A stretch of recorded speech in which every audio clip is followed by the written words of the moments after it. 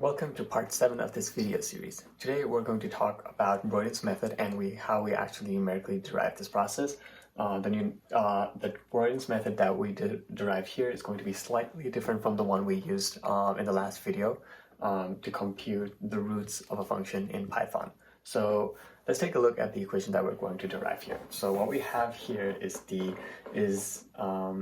this particular equation that we're trying to derive. So first of all, by Newton's method, what we already know is that the function of x is approximately equal to the function of xk plus the Jacobian of the function at xk and multiplied by the difference between x and xk. So this is what Newton's method tells us. Now, if we make the correct, like say we make the assumption or like a guess of our Jacobian jk as small jk. Now, if our guess is correct, we end up finding the root of the equation, which means that this simply turns into 0 equals function of xk plus the Jacobian of k times xk plus 1 minus xk. So that we have that.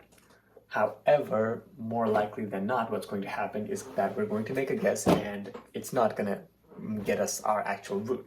So most of the times what happens is that we end up getting the function of x, the function f evaluated at xk plus 1 equals function of xk plus jk plus 1 multiplied by xk plus 1 minus xk. So this is what we usually end up getting. Now, if we subtract these two equations, let's change the signs, let's see what we get.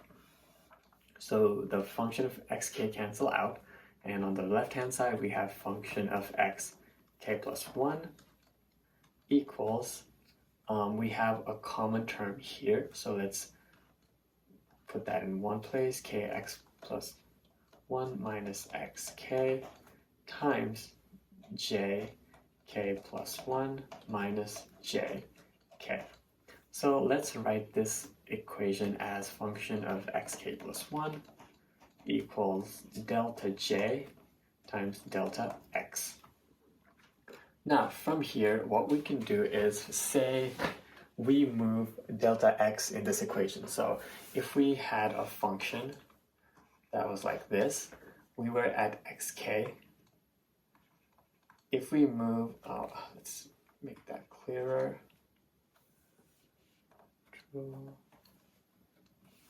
So if we were at xk, and if we were to move a distance delta yk from here, our function of xk plus 1 wouldn't change.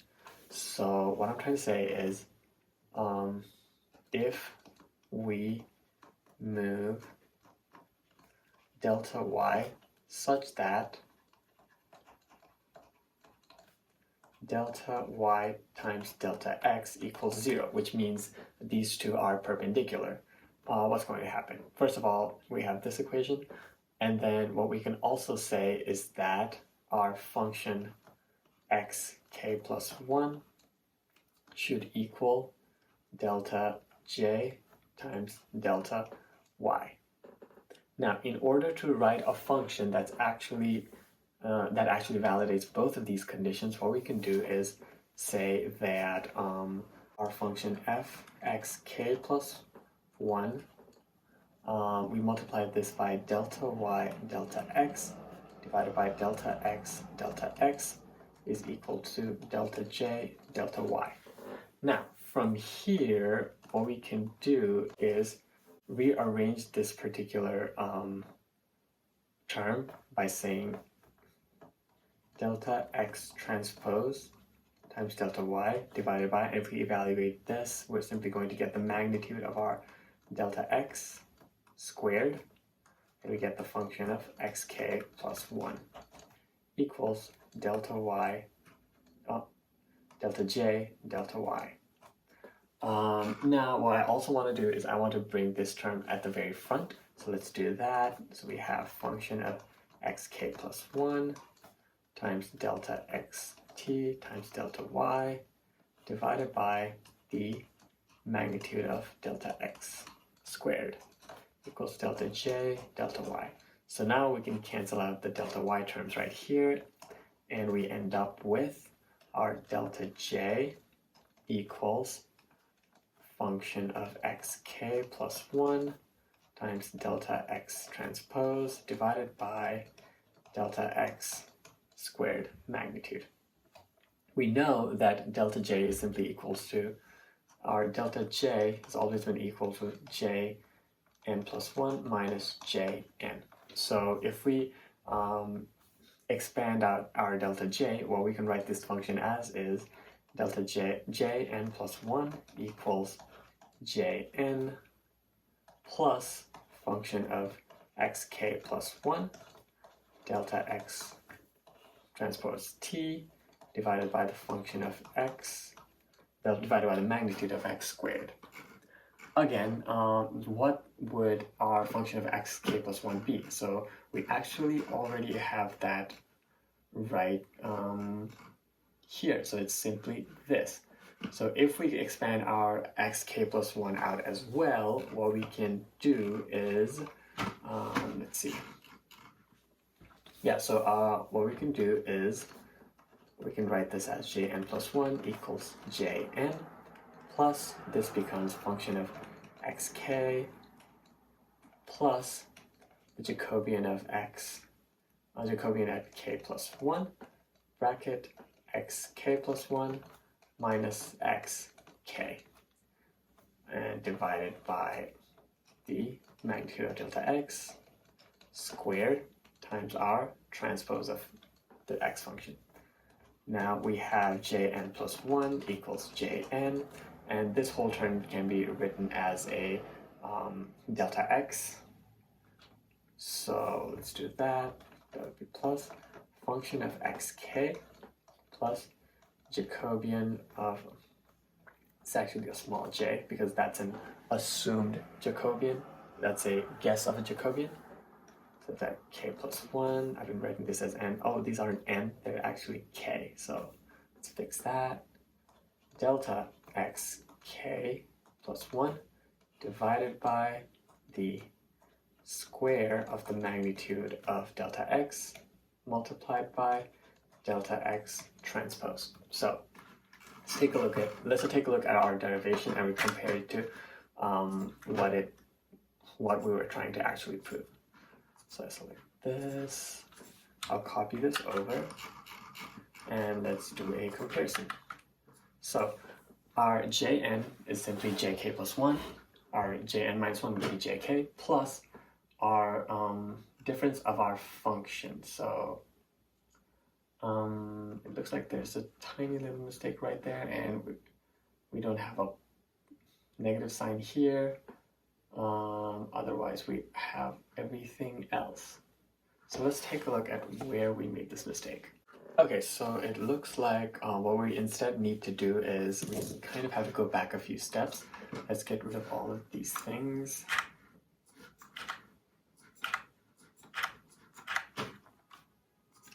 And let's see, so what we have is we want this term to, the function of x evaluated at k plus 1 to turn into something similar to this. So what we actually want fxk plus 1 is to turn into delta f of k plus 1 minus the Jacobian at k times delta x k plus 1. So this is what we want to do. So first of all, what we know is that function of xk plus 1 minus function of xk is equal to delta f k plus 1. So first of all, let's evaluate that. Our function of xk plus 1 should be equal to delta function k plus 1 plus function of xk. Now we want our xk to turn into negative Jacobian of k times delta and xk plus 1. So what we have is function of xk function of x, remember that we did this very early on. According to Newton's method, function of x is equal to function of xk plus the Jacobian of k and x minus xk. It would be xk plus 1. So if we're actually trying to find the root of this function, f of x should go to 0. So we'll do that. 0 should be equal to function of fxk plus jk, xk plus 1 minus xk. And this gives us function of xk to be equal to negative Jacobian of xk times xk plus 1 minus xk. Okay, now that we have that, we're going to substitute a value of this with this, which means what we get is function of xk plus 1 is equal to delta function delta fk plus 1 minus Jacobian of k times, so this can simply be written down as delta, let's erase some of that. This can be written down as delta xk plus 1. Now what we're going to do is put this whole thing and substitute it in this term. So what we end up with is jk plus 1 equals jk plus delta fk plus 1 minus Jacobian of, let's write down a small j just for consistency, jk delta x k plus 1, all of this thing divided by the square of the magnitude of delta xn multiplied by the delta xn plus 1 transpose. And this is exactly what the Broyden's method tells us, which we can see right here.